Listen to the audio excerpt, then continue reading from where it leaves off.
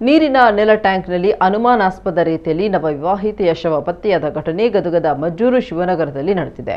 24 ವರ್ಷದ ಪ್ರಿಯಾಂಕಾ ಲಮಾನಿ ಮೃತಪಟ್ಟಿರುವಂತಹ ವಿವಾಹಿತೆ. ಪತಿ ಮಹಾಂತೇಶ್ ಹನುಮಂತಪ್ಪ ಕುಟುಂಬಸ್ಥರು ಕೊಲೆ ಮಾಡಿ ನೀರಿನ ಟ್ಯಾಂಕ್ನಲ್ಲಿ ಬಿಸಾಕಿರುವುದಾಗಿ ಮೃತ ಯುವತಿ ಕುಟುಂಬಸ್ಥರು ಗಂಭೀರ ಆರೋಪ ಮಾಡಿದ್ದಾರೆ. ಇವರಿಬ್ಬರು ಕೇವಲ 5 ತಿಂಗಳ ಹಿಂದೆಯಷ್ಟೇ ಮದುವೆಯಾಗಿದ್ರು. ಮೃತ ಮಹಿಳೆಗೆ ಗಂಡನ ಮನೆಯವರು ನಿತ್ಯ ವರದಕ್ಷಿಣೆ ಕಿರುಕುಳ ಜೊತೆಗೆ ದೈಹಿಕವಾಗಿಯೂ ಕಿರುಕುಳ ನೀಡುತ್ತಾ ಇದ್ರು ಎನ್ನಲಾಗಿದೆ.